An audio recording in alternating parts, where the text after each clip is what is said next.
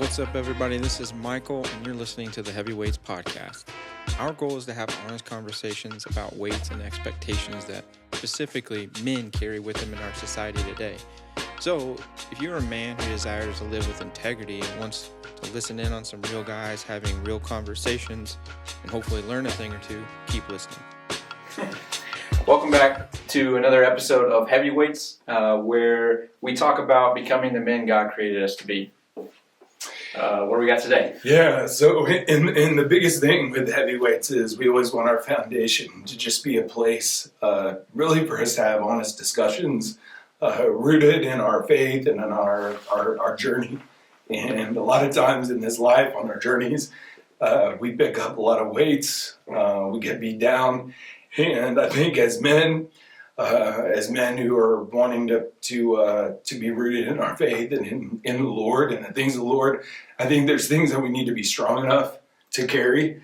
There's burdens that we need to deal with and manage and navigate in a way that's God-honoring, that is edifying, so it builds up ourselves, it builds up our community, our loved ones.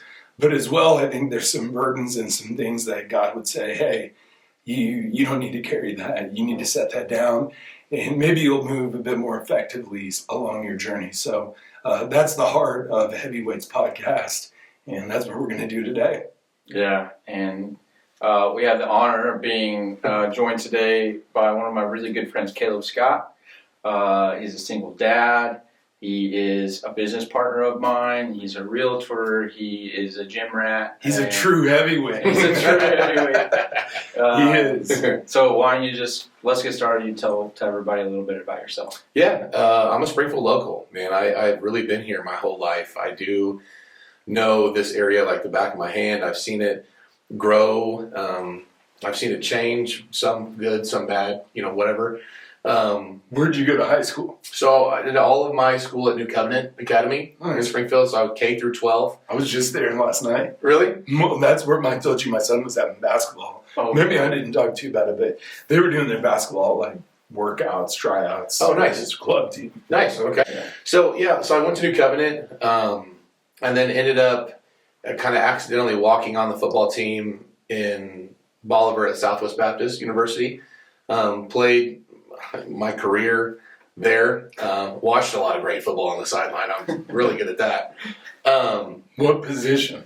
So I came into college at about 170, and I again had never played football really before. So we'll save that story for another day. But so they handed me my player manual, and it said Caleb Scott, number 98 or something, and it said DB. Mm-hmm. And so I remember Googling what DB meant. Yes. I'm not a douchebag. Who I was supposed to be with. So that's what they give all the freshmen. Yeah. So it was crazy. I remember having this like 3XL t-shirt, 2XL shorts, this helmet that I could shake my head in. Yes. And it wouldn't, like my head would move, but the helmet wouldn't. And so, dude, I think you've grown into it. I think you've grown into your pads. It was the most, honestly, I say this a lot, New Covenant was fantastic. But as small as it was back then, you were kind of towards the top of athleticism. And then you went to somewhere where guys had played this their whole life. They came from anywhere and everywhere from all over the country. They were the best of the best in their area, and then they were all on the same team. And I was this goofy white dude who didn't even know what DB stood for, and I was with all the DBs. Yeah. So that was a humbling That's a tough room to experience. be in, man. Yeah. Dude, so my roommate was from San Diego, California, and so I'm Midwest. He's coastal kid, yeah. And so we were two totally different kids in this tiny little concrete dorm. Getting up at the crack of dawn, working all day, working out, trying to leave our families, trying to go to school. My parents split right around the same time I went to college, so I was like navigating those feelings and like that new territory at the same time. I even got mono like the first week of fall camp, which was like a kissing disease, which is hilarious because I was with all dudes. so I was just heavy breathing. Close quarters. I had mono, but I remember like running, lifting my helmet up, throwing up a little bit, putting it back down, and just going because I just didn't want to quit or be labeled as someone who quit. But football ended up becoming a really influential part of my life. It was something where I bonded with men and created really strong friendships just because of the weight room and like the expectations on the field. I really felt like men created a really strong relationship through difficult physical tasks and like mental stress. So when I graduated, I got a job in the medical world, which I never wanted to be in. That was a total accident too. What did you get your degree in? Communication. What I thought that was going to do, I just was. Hey, it's about time. I mean, you're making good on it. There you go. Finally. But yeah, so I graduated and didn't really have a plan, but knew I was going to get in the workforce. Started a job in medical device sales. I was traveling all over, and it was just one of those things where, like, that type of high, fast-paced salesmanship really created and facilitated a certain type of man that I just didn't want to be. And I kind of, like, the more I got involved, the more I saw it. And so I think God had kind of just strategically pulled me out of that to make sure that I didn't go down that path. But then the football world kind of called me back. I had a buddy I had played with in college who was like, "Hey, we're playing semi-pro ball." I go, "What is that?" He goes, "It's in Joplin. It's only 8 guys. It's a lot smaller field. You should come try it out." So I went, tried it, really enjoyed it. It was the first time that I'd ever played football in my life that I wasn't under the scrutiny of a schedule or scholarship or the threat of getting kicked out or anything like that. It was so stressful. I could just play the game. There's like a freedom to that. So How old are you? Probably 22, 23. Okay. And so I go play, and it's 8-man, so it's a smaller field. It's a little bit faster, a little bit more hitting, and I loved it. So I played with them for about 1.5 years, and then making the drive to Joplin twice a week didn't make sense, and so I found a Springfield team, played for the Springfield team, and then really thought after I'd played 1 year that I was probably pretty done. I'd run its course. And one of the guys on the team came up to me and was like, "Hey, you should start your own team." And like I had seen that happen in the area before. It was like a power grab, or people didn't like the coach, they were going to start their own thing. And I was like, "Man, I don't know if that's the right move. It just seems like a lot." Well, we kind of jokingly threw a color scheme and a brand guide together. We called it the Queen City Insane Asylum. We were pink and blue. Like it was kind of corny at first. And so then we held a tryout, and like 75 dudes came out. Yeah. And we were like, "Oh, maybe this is a thing."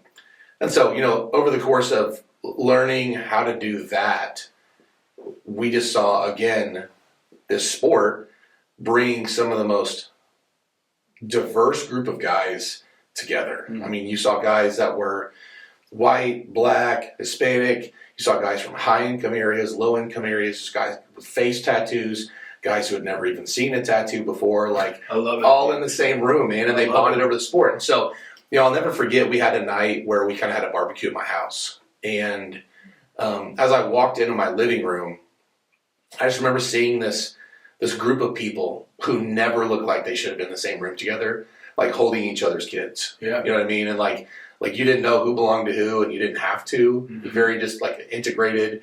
And it was crazy that a sport had done that. So we did that. We became a nationally recognized group off of a Sports Center highlight one afternoon. That was cool. That's awesome. And honestly, we were really fortunate to get a lot of talent from some of the local colleges, because some of those guys found out the same thing I did, was that it was such a job in college that you forgot how much fun you had just playing it. And so a lot of these guys came back and they got to just play different positions. They got to be free. They got to just play with a little bit more instincts instead of that fear. Just less of a governor. Yes, Yeah. and they thrived, and we were really good. And the other thing that was cool is that we tried to integrate just like a heart of ministry that wasn't like court mandated. Some of these guys do community service because it's some hours. Yeah. But we connected with families. We did some charity work. We would bring kids out and get to know their stories, and it was That was one of the best things ever. It was just one of those things where football was only ever supposed to get us to the next step. And anytime we ever focused on the football too much, it's when we lost. And so it really was about community of men. So that period of time was super special to me. Just the guys that were in it, and to see it grow the way that it did for something that was organic. And guys would pay to play football, and guys would live in Eldon or Jeff City or Rolla, and we'd have a 6 a.m. practice, and they knew that if they were late, they'd be in trouble. So guys would get up at 2 or 3 o'clock in the morning to drive to Springfield to play for our team, because they knew the standard of excellence was to be on time. Yeah. And that really just brought about some very, very high character men that people might have looked over based on what they look like. Mm-hmm. So I did that. And then that kind of led me to the job with the Lunkers, where I was a GM for a year, kind of helping them get their feet off the ground and get to see some of the guys that played with us at Queen City get a chance to play pro ball and get paid for it. And then now kind of transitioning to what I do now.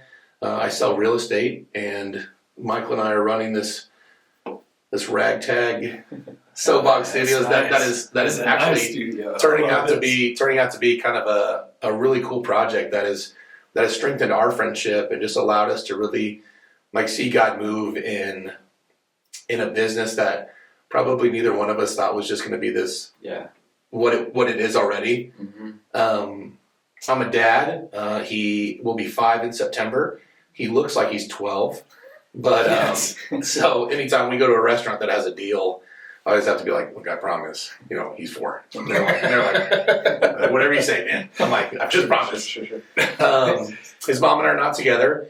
So, and that's been pretty much most of his existence. So, I've tried to navigate single fatherhood and what that looks like from a place of grace and learning. I have a podcast called the Better Dad Podcast, with hopes to just really not even educate, because I'm not a place of authority, but share in experiences that either encourage men or steered men away from doing what I did wrong the first time, so that they could be successful the second time. So apart from that, man, just trying to be the best dad I can be and make enough money to afford mac and cheese. That's about it. Heck yeah. That's about it.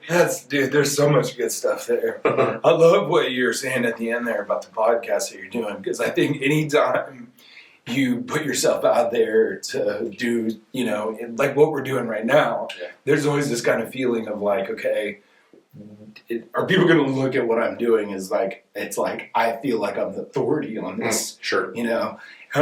Yesterday at church, Jeremy, we go to North Point, and Jeremy Johnson was talking about really preaching out of Leviticus, where God calls to Moses he's outside the tent, outside the tabernacle. So he's calling, Moses is away. When you go to Numbers, the book begins, the very first verse, with God spoke to Moses inside the tent. So Leviticus starts, Moses is outside, disconnected. Numbers starts, he's with him. He really did a great job of talking about that chasm between us and God, which is sin, obviously, and how Jesus becomes this bridge for us to connect with God and be reconciled to God. But a beautiful thing that I just thought of as you were saying that is what gives you faith in a bridge? It's not that you have the plans to be yes, this is structurally sound. Sure. You have faith in a bridge when you see someone else walk across it. You see their car go and you go, okay, I trust that. They made it, I'm good. Right? And so I think there's just so much to, it's obvious just hearing you talk for a couple minutes. There's been a lot of lessons, a lot of insight, a lot of discernment, a lot of life. You take enough laps around the sun, and you get beat down. You pick up some burdens, and like we were talking before we went live, some trauma. But when you start to look around, you see other people going across this bridge, and it gives you this confidence to be well, maybe there is a better way. For sure. So I commend you for that. It's awesome. I really have found, especially in men, with the football team that I had, you got late night calls and you heard a lot of crazy things, and men that struggled in their relationships, or men that were trying to navigate, interactions with their child's mother or whatever it was. And you heard a lot. And what I found was that even in my own life, we are kind of creatures of what we see. Like if all you ever knew about fatherhood was contingent upon the dad that you had or didn't have, that's all you ever knew. Yeah. And so men will really do better when they're shown better. And so I really hoped that by being public with some of my failures and being public with some of my wins or losses or whatever you want to call it, that there was a man out there that was like, oh, I have been doing this way for my whole life because I thought it was the right way. But it turns out there's a way more efficient way. And I really believe that that's where men thrive. I think men have this innate characteristic where they like seek greatness, but sometimes the director to get it to greatness or even identifying purpose or what greatness is that they're chasing after.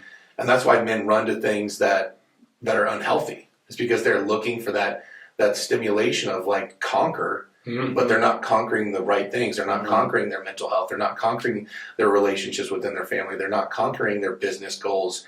So when those things fall apart or they're not, efficiently communicated, they run to what the world has to offer, which, tears them apart, all of us apart. Yeah.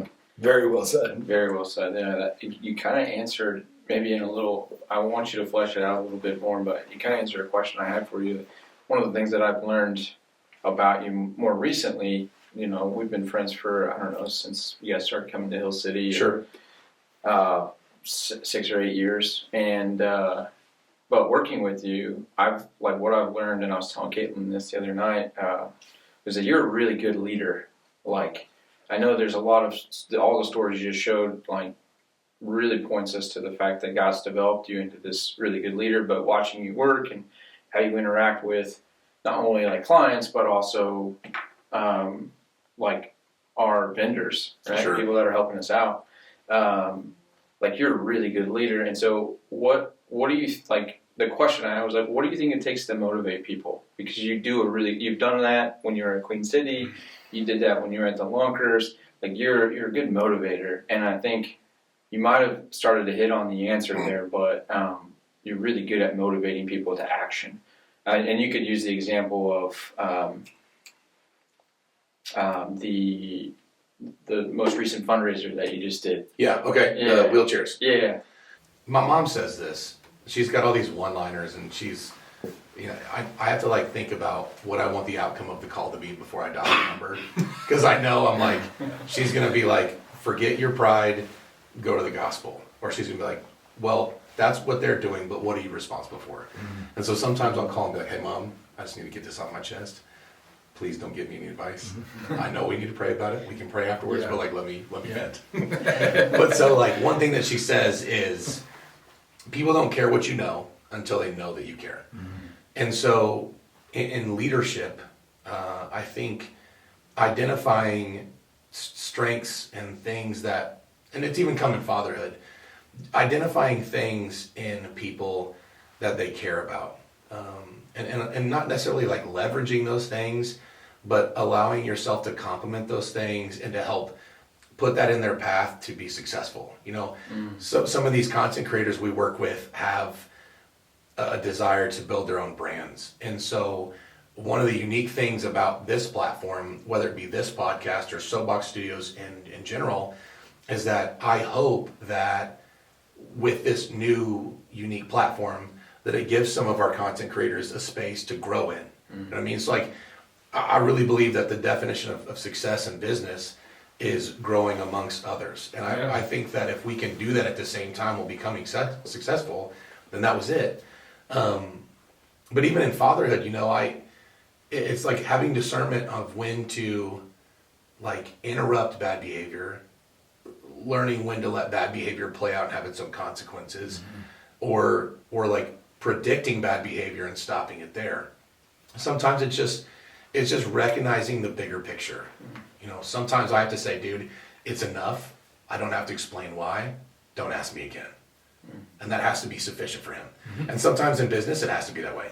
Sometimes there has to be a voice who's kind of a little pushy, a little edgy, sometimes comes off as a jerk, but deadlines exist because we have to get there. Expectations exist because we set them. And if someone's not willing to carry them out and maybe step on a few toes, everybody kind of just lets things go. Yeah. But then sometimes it's leading from the back. It's allowing people to kind of take the full brunt of the consequences that come with it. You know, I can't let my son walk into traffic and get hit by a car, but I can let him touch something at the house I've told him not to touch and him feel the consequences of what happened when he touched it. So just trying to like be graciously conscious of your role in assisting someone's development. Yeah. And a lot of times it's in different places. From the front, some days it's from the back, some days it's 30,000 feet removed. So I'm just trying to be, I don't know, I've had to learn a lot in my leadership. I'm a very downhill, you know what I mean? Like if you get in my way, I'll run you over. Yeah. And sometimes that's effective, but sometimes that really hurts people and burns people. And I'm trying to learn to be a little softer, to be a little bit more patient.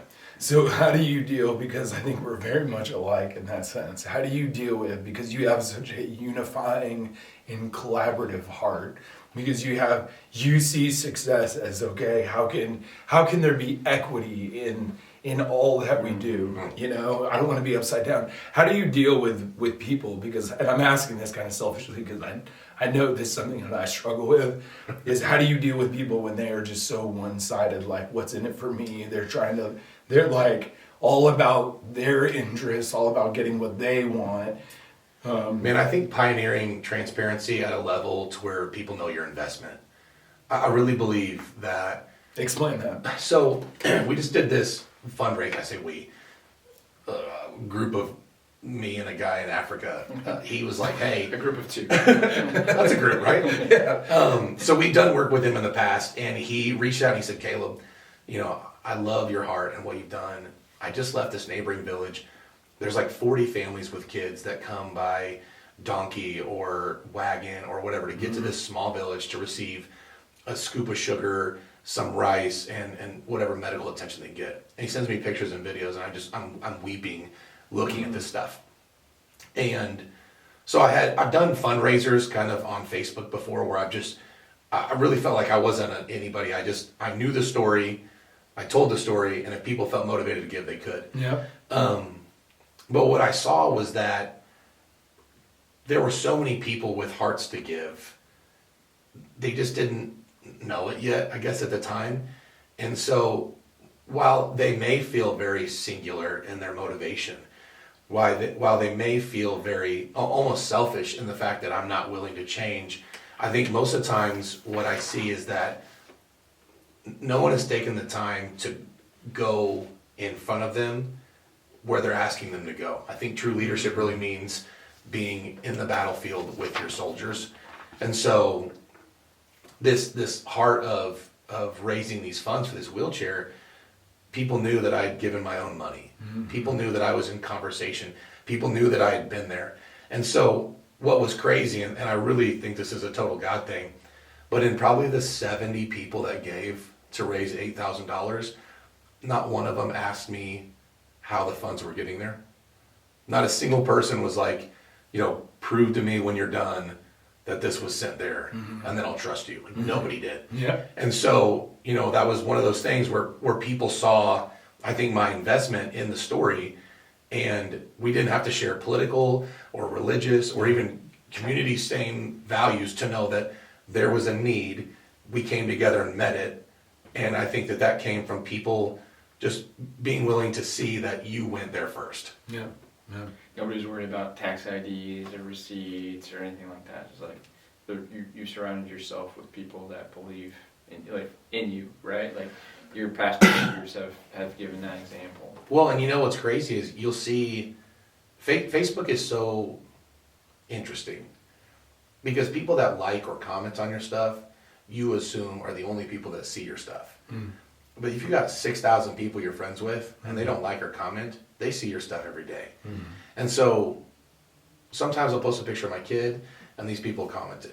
But like people that I hadn't even interacted with in years. I mean, I had a business associate send me $1,000 from a previous job I had.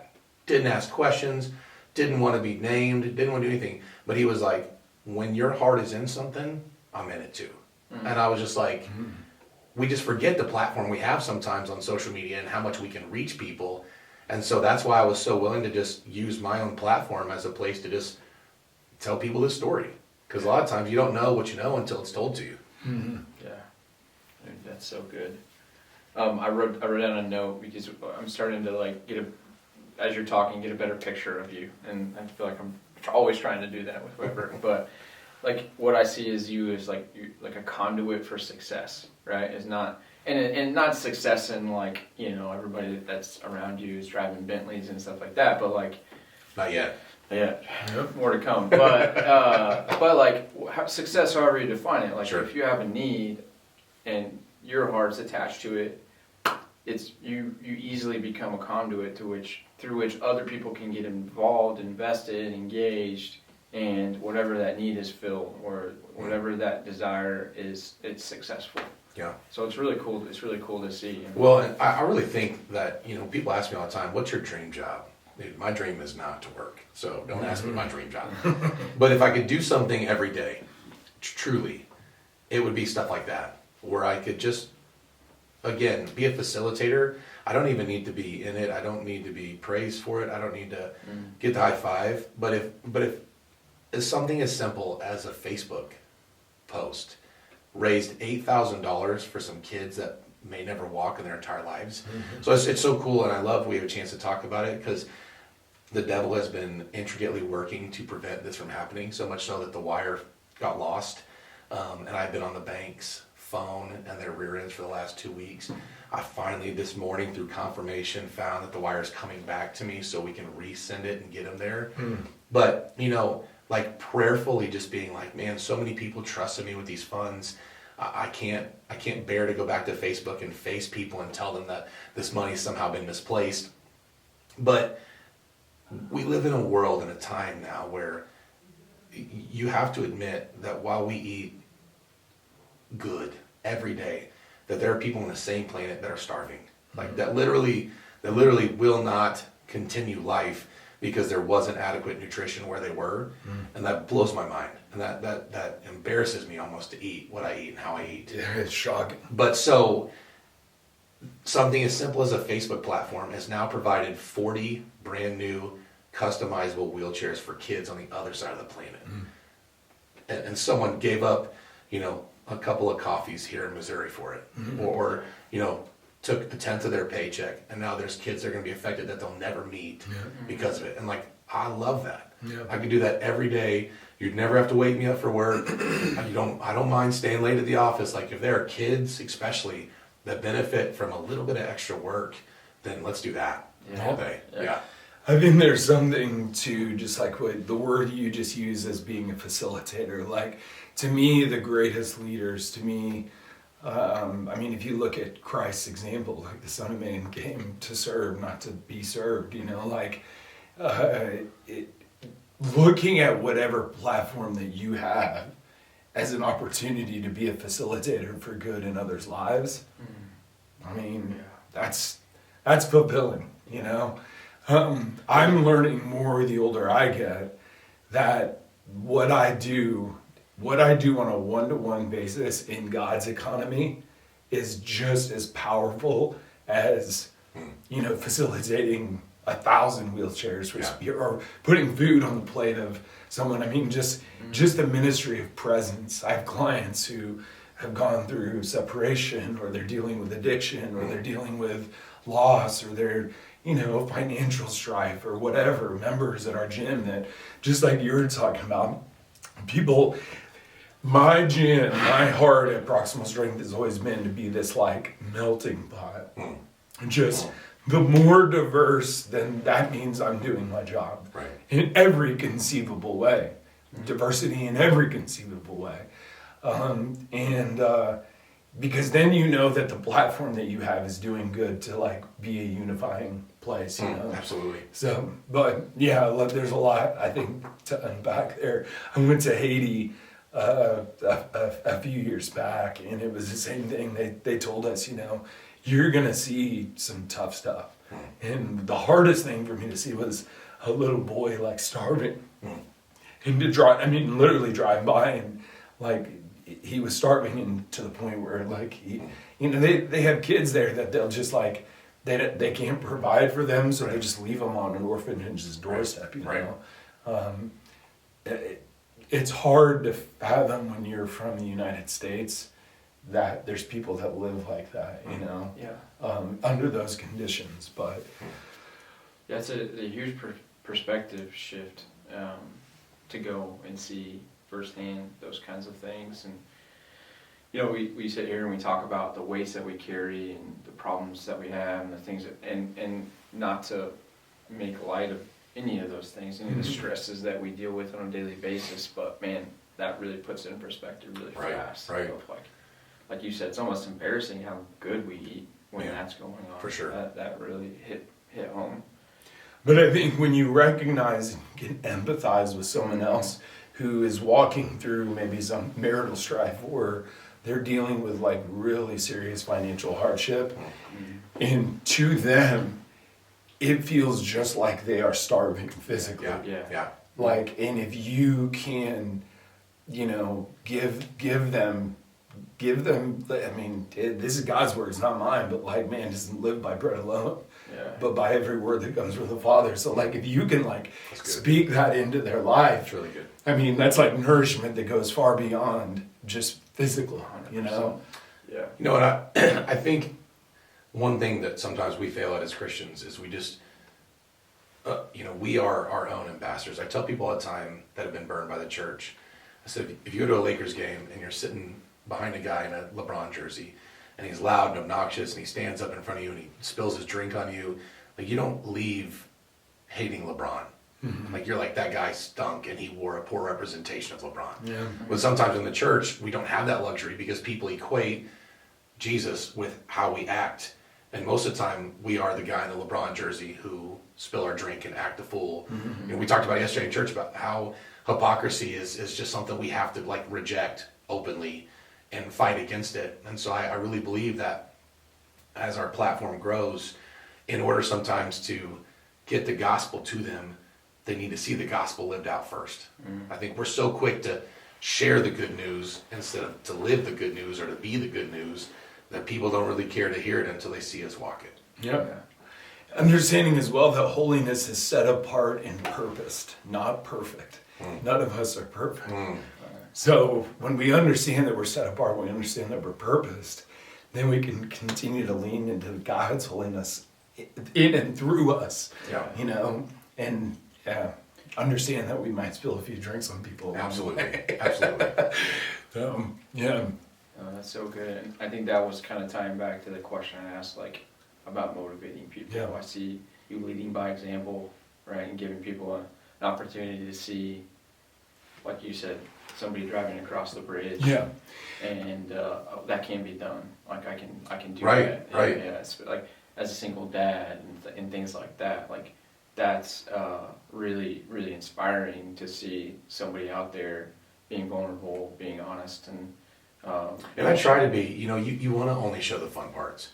I only want to show the parts where I crush it as a dad, where my son is well behaved and athletic and kind. But sometimes I have to share stories where I'm like, dude, I yelled.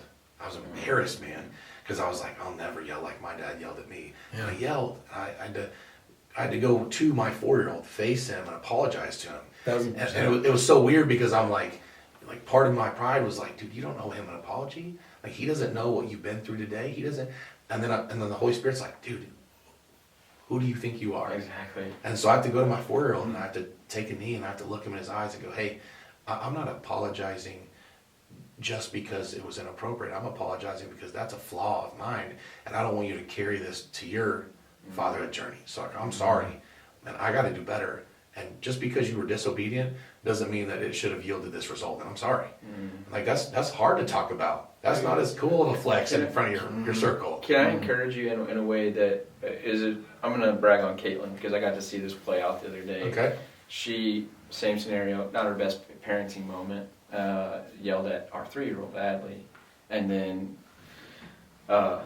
kind of did that whole, got down on one knee. He was like, I'm so sorry. I know the way that I acted was not okay. Right. Like, I sinned against you, but I also sinned against God. And so if it's okay with you, I want to pray and ask God to forgive me. And, everything was right with the world. But the next day, Adley got up, was upset about something. I don't remember what she did. she got into something she wasn't supposed to, got in trouble. We handled it, or Caitlin handled it better. I was actually in the shower at the moment. Sure. And so I was like stepping out of the shower, and Adley was like sitting on the bathroom counter with Caitlin. I'd come in out of the closet. I was dressed. So, but anyway, so she was sitting there. She was like, she asked Caitlin. She was like, "Mom, I'm sorry. Can we pray to God and say sorry to God too?" And I was like, my 3-year-old picked up on that, and like the things we learned from our dad, like the thing I learned from my dad was not that apology, was not that being quick to repent, if ever repentance was a thing. But my kids are learning from my wife and hopefully from me too, like quick repentance and dealing with sin and dealing with how we treat each other as fast as we can is really, really important. I love that. So, dude, it has an impact. We got to see it happen overnight. But I know, like you said, she's also going to benefit from that 20 years from now, 30 years from now. For sure. I think it's so important to recognize that process is going to be ongoing for the rest of your life. Yeah. That my father's father and the things that he passed on to my father that were not good, that my dad looked at those and said, I want to do better for my son. And my father did things to me that I'm like, I have to make sure that I do not do this to my kids. I have to do better. And to see the growth, like I can only speak more just directly to what I've seen out of my dad, but to see him continually, daily go and continue to lay down, some of the hurt, the trauma, the burdens, the pain, the things that maybe he suffered at the hands of others or his father or whoever, and continue to take ownership, it's an ongoing thing. You said something earlier about, I think it's such a good thing. It's like God's word says, like whatever is true, whatever is praiseworthy, whatever is excellent, like thinking on such things, like it's not a bad thing if with a pure heart you are celebrating the good things that God is doing in and through your life. So I think it's important to not diminish that. And then I think God will give you wisdom and discernment on when and where to share those things in those times where you failed. Yeah. And he'll redeem some of those failures and some of those things that were in ashes that may have been felt broken. At his appointed time, according to his will, not mine, not yours, right? I think those are just like really good things to think about and unpack, because so much of what we share or don't share, we think it's on our timeline. We're doing it according to our will, Your power, in our own glory, in our own pride. Yeah. And I can only share this because I think that's something that, like, over the past decade, God has really repurposed again and again in me. Is, you go from being in the music industry, for as far as just like my journey, a place where you're like always front and center, you're on stage, you feel such a sense of identity and purpose. I'm like, I'm the achiever, I'm the conqueror. Yeah. And then you go into like competing in CrossFit and going to the games and like being defined by being this physical specimen and like all this stuff, and an entrepreneur, and you want to achieve there. Yeah. And like most of my life has been God showing me that where is your joy? Where is your identity if I were to strip that away quickly? Like she had a heart condition and literally on the side of I-44 went into cardiac arrest. Vin, my son, was 8 weeks old, and she died. I mean, her heart stopped. We didn't know about this heart condition that she was startled by a semi, and her heart just stopped while I'm driving, dude. And I'm pulling over, I'm doing CPR, all this stuff. My point is that God led my eyes. My Bible was under the seat. This old man's driving the car. My 8-week-old son is in the car seat, and Jenny's in the ambulance. We're speeding to Joplin to Freeman Hospital. Right. And my Bible's under the front seat, and I remember that, and I reach under there, and I open up, and I have Psalm 28:7 on my back. The Lord is my strength and my shield. So I'm like, I need strength. I need your covering right now. So I crack my Bible open in Psalms, and instead of going to Psalm 28:7, my eyes go to Psalm 27:13. For I know I will still see the goodness of the Lord in the land of the living. Be patient, take heart, and wait for the Lord. And God, in that moment, I felt the Holy Spirit go, she's not yours, she's mine. And whether I bring her home with me today or I leave her there with you, do you still rely on me? Is my presence that's good. with you, is my presence with you still enough? Yeah, that's good. And I felt, I felt this sense of like, whatever your will is. Yeah. And like just a piece of like that passes all comprehension and understanding, like and reasoning. Like I was just like, either way, you're with me. Your rod and your staff, it comforts me. Like, surely your goodness will pursue me all the days of my life. I don't have to go. I think as men, that's the thing, is we feel like we have to go chase. We've talked about this before. Like we have to constantly chase. Like God has wired us to want to achieve. But whose sake? For whose sake? For my sake? For his kingdom? For my kingdom? Right? When we talk about God's goodness, sometimes we try and insert our own definition of what God's goodness might be. And sometimes God's goodness might be my suffering. And I'm not always comfortable with that outcome.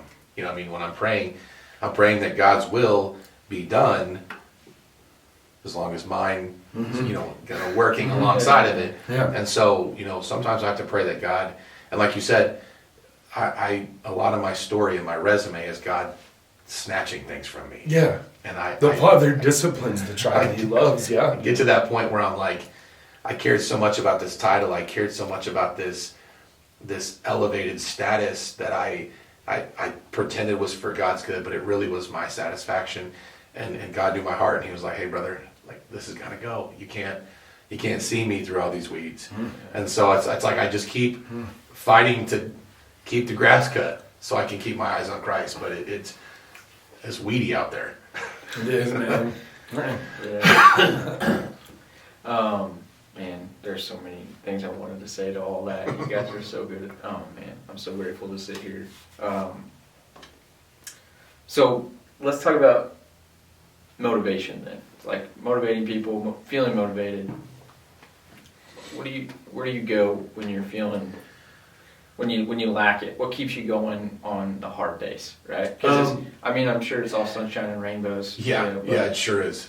It's evolving. Because I'll be honest with you, it was very singularly focused for a long time, and it was through my son. And when I became a dad, I talk about this in my podcast. I was not under the godly circumstances that it was supposed to be, and so I never got to experience how it was exactly supposed to be by design.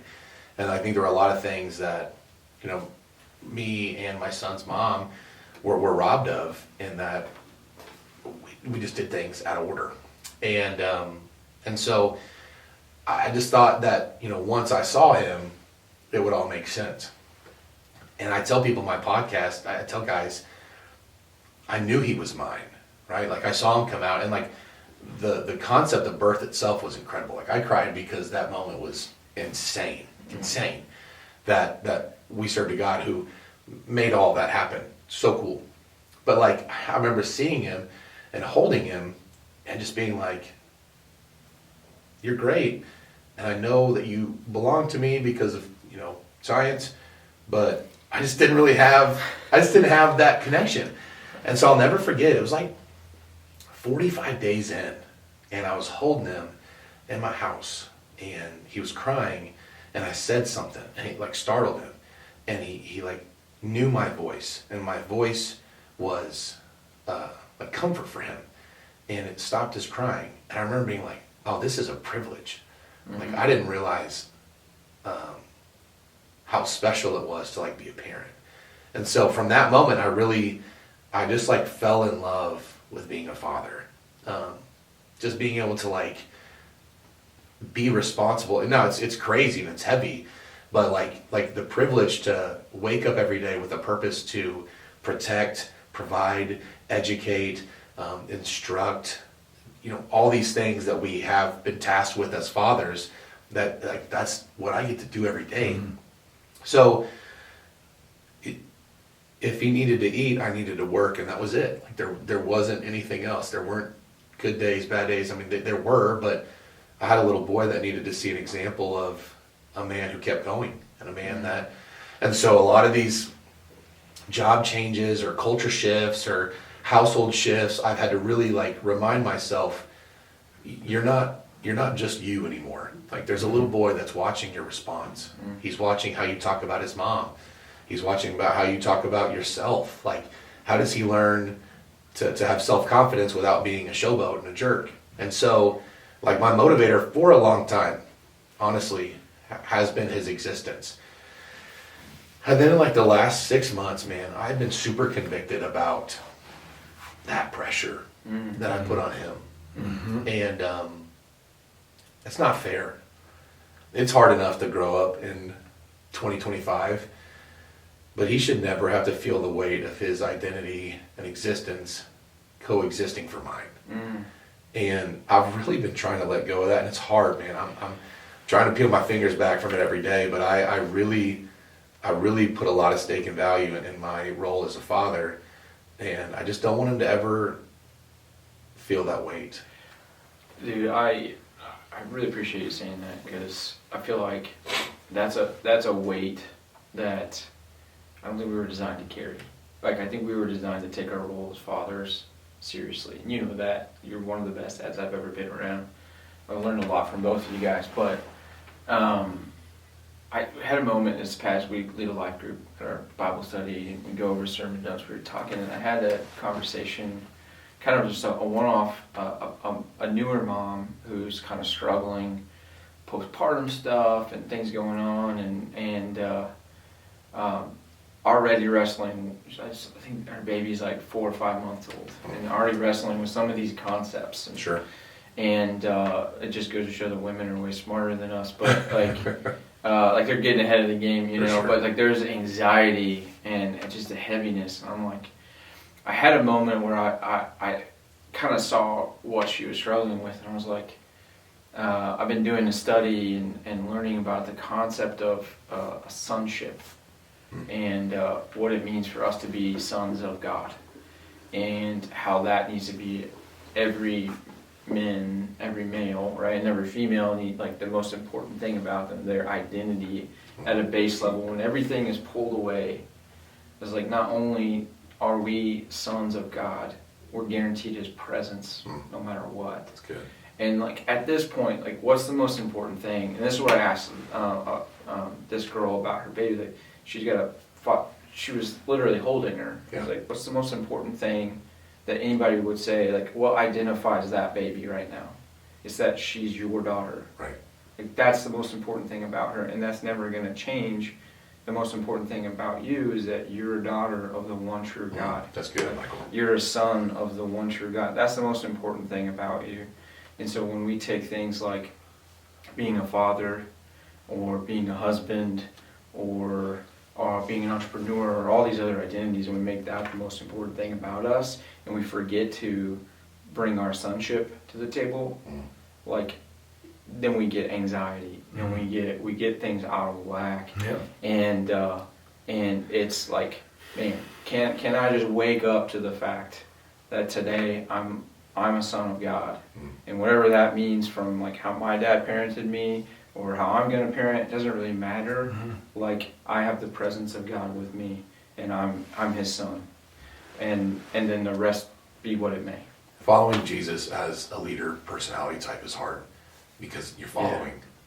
And it's a struggle. And right? you're like, everything I've ever done, I've had to do in the front, and I've had to, take the hits in the face and just keep rolling. It's all over social media right now too. I see it all the time. Like, nobody's coming to save you. You're on your own. That's the truth. Like, that's what the message of our culture says. Yeah. And it's literally liked and shared, and I've seen these images, right? Like, nobody's coming to save you. You're on your own. It's all up to you. And every military movie that we grew up watching, every motivating movie, the hero, he doesn't surrender. Even after death, he would never give up. And that is so anti-knowing Jesus. Yeah. You know what I mean? Like surrender has to be like the first Daily thing you do. surrender. And Yeah, so die to yourself daily, it is yeah. so hard for me sometimes to be like, God, how did you craft me to be this like bold pioneer leader, and then like expect me to just close my eyes and follow you? And he was like, you have to keep working on that, big guy. Dude, I mean, both your guys, what you guys have shared has made me think of something that I was asked to speak at Lido's Arcs. It was like a thing. When was that? It was last September, I think, or November, but it was this collective of all these people in different industries, city government, city leadership, big tech, nonprofit. I did not feel qualified. I was so nervous. I was like, I just don't feel, I'm just like a gym rat, a gym owner, you know, like what do I have to share? But just really prayerfully considered, like God was like, just, you know, share your journey. Like I've purposed you and given you all these experiences and all these things. And one of the things that I really tried to share was because people go to those things trying to find like motivation, right? Yeah. Like there's a leadership thing, and what makes you a good leader, and let's be motivated. And we're talking about motivation, and I cannot help to think of something that I said there, but I think that we have to try to go next level with our thinking, because motivation, like you guys know, will kind of wax and wane. It'll come and go. Why do you think that is? Why is it not enough to just be motivated by the birth of your son? Sure. Like at some point, why? Sure. And this is why I believe, and I do believe this is like the Holy Spirit, like not my own thinking, but inspiration is what happens within your spirit. It leads you to motivation, which happens within your logical mind, which leads you to activation, which is what you do with your hands, right? So like, motivation will come and go because your mind is human, and it will be locked in, and we'll get lost in the weeds of this world and the fog of war and all of that, and the trauma of our past and things that you thought you dealt with that just like come up and come out of you, and you're like, where did that come from?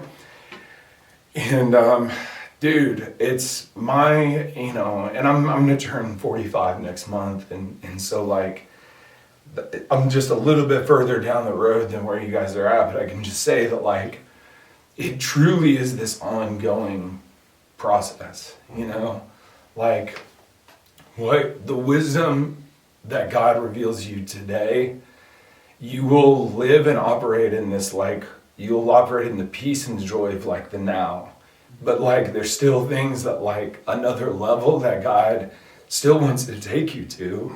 You're not perfected in this moment, but yet you're perfected in His will. Yeah, that's good. Like in this moment, if that makes sense. Like, does that make sense? Like, it's just such a crazy thing to think, and it's a crazy thread to pull on.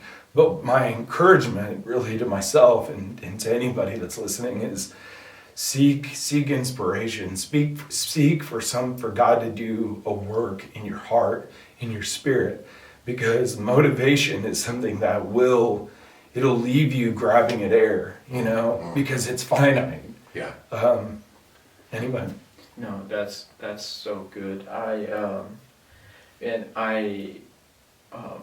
had like a final question. I wanted to wrap up. I don't know how I have no clue how we're doing on time, but it never really mattered before. So. And this is a surprise question, but I asked this last time when we had your dad on, and I'm really excited for people to watch that. So if you haven't watched that, please give that a watch. But the question I asked your dad, I want to ask you the same, even though it's a little, like you said, we're not as far down the road as you or even your dad. How do you want to be remembered? We talk about legacy in my household a lot, and honestly, it shifted a lot over the course of my life. And, you know, single dad was never a title I was going to be proud to wear. And still with grace, I don't encourage single parenthood. It's hard. It has exposed a lot of things in my life, though, that I think every parent should be a single parent for a week or two once, just to know how much their partner matters. Yeah. just to know how much of a compliment God's plan really was for a 2-parent household. But as we talk about legacy in my household, so many people compliment my son for his abilities right now. He's sharp, he's very articulate, he's very athletic, and he's 4. And everybody says, he's going to go play here, and he's going to do this, and he's going to do that. And I feel like there's so much pressure to become something. Now, I think there's a healthy amount of pressure applied at certain points in our lives as men that do draw us to the next level. Mm-hmm. But when I lay him down at night, and I try and get about 30 minutes to myself out on the couch to where I can just like decompress from the day and really celebrate some wins and really like kind of meticulously comb through some of the losses and how I can do better. That word legacy often finds its way to my thinking, and it's because a lot of the men that I had like predictable legacies of fell short of them in front of me. Whether they were in religious high up positions and made secular choices that hurt a bunch of people, or men that I just thought were of supreme character that did some of the most crazy things behind closed doors. I just had this like expectation that there's no way they can be bad, or there's no way they can be this. And so I think the idea of being remembered as a hero is an unhealthy and honestly anti-God perspective. And so I'm having to learn to change from being the hero in my son's life to pointing him to the hero in my life. And it's hard because it's a stripping of identity. When your kid looks at you and he's like, hey, that's my dad, like you did it. Like that's the gas I need, bro. That will drive my car wherever. Yeah. But I also know that eventually there's going to come a point where he's old enough to look at me and go, what were you thinking? How did you fall so short? And I hadn't prepared him for that because I positioned myself in this very prominent, unaffected superhero mentality that I will never, ever be able to carry. So I think my legacy that I want to leave, what I want to be remembered for, is that I showed up and that I cared. That's it. I just want to know that I think everything else will take care of itself. I think men right now really struggle to connect in relationships because there's not enough accountability and there's not enough community. And I think that where men really thrive is when a dude calls, when a dude checks in, when a dude shows up, when he knows you're going through it, when he identifies it. He doesn't have to come fix it. He doesn't have to come talk for 3 hours about it, but he just sits in the same room that you're in because he knew it. Like, that's what I want to be remembered for. I want them to be like, dude, I don't even really know what his job was. I don't really remember him for anything other than the fact that he was always there when people needed him, and he just cared, man. That's it. That's what I want my son to know. I don't need my son to point to me when he hits home runs or scores buckets. I just want him to know that he never had to worry about if I was at his game. Mm-hmm. He never had to worry about if I was there to check on him, to have his back, to support him, to correct him. I just want him to know that I was always present. That's what I want my legacy to be. I love it, man. It just reminded me of like the law of the harvest, right? And I see you sowing that seed every day with all the stuff you do, man. So I know we might not see tomorrow, like what good even going to come of this podcast, sure, right? But I think we're sowing the right seeds and pointing people to Jesus, like you said. Not to be a hero, but to be somebody that's pointing to the hero. That's it. That's powerful stuff, man. So love it. Cool. Well, I guess that's it. Let's wrap up. Yeah. Thanks for joining us for another episode of Heavyweights. Don't forget to like, subscribe, share, and if you can find Caleb Scott on all your socials, which I'm sure you can. Sure. Buy a house from him. Yeah. Oh, yeah. There's a whole other. Buy two. What are we talking about? Appreciate you guys. Thanks, man.